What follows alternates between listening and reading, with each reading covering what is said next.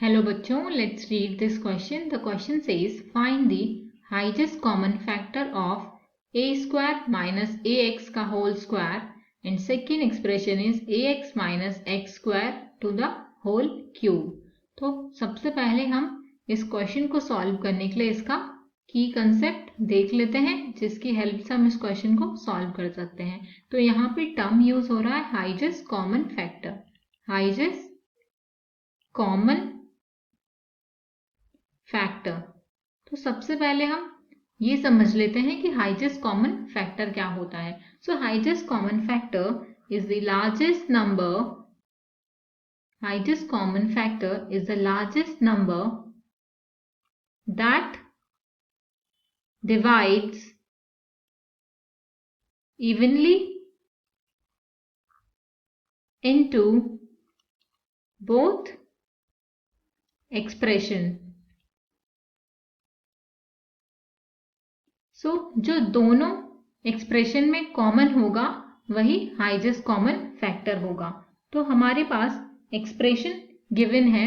First expression जो given है वो है a square minus ax to the whole square. तो इसको हम फैक्टराइज कर लेते हैं. तो हम क्या करेंगे कि a कॉमन ले लेंगे. हमारे पास बचेगा 1 माइनस a माइनस x इसका होल स्क्वायर. तो ये हो जाएगा a square into a minus x का होल स्क्वायर. अब हमारे पास जो सेकेंड एक्सप्रेशन है, सेकेंड एक्सप्रेशन जो गिवन है वो है ax माइनस एक्स स्क्वायर का होल क्यूब.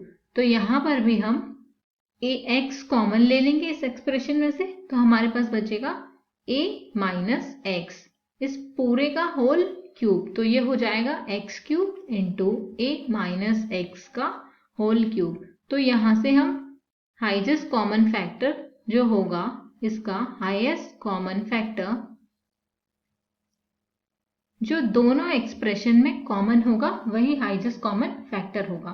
तो यहां से हाईएस्ट कॉमन फैक्टर दोनों एक्सप्रेशन का हुआ a माइनस एक्स का whole square. So hope you all understood it well. Best of luck.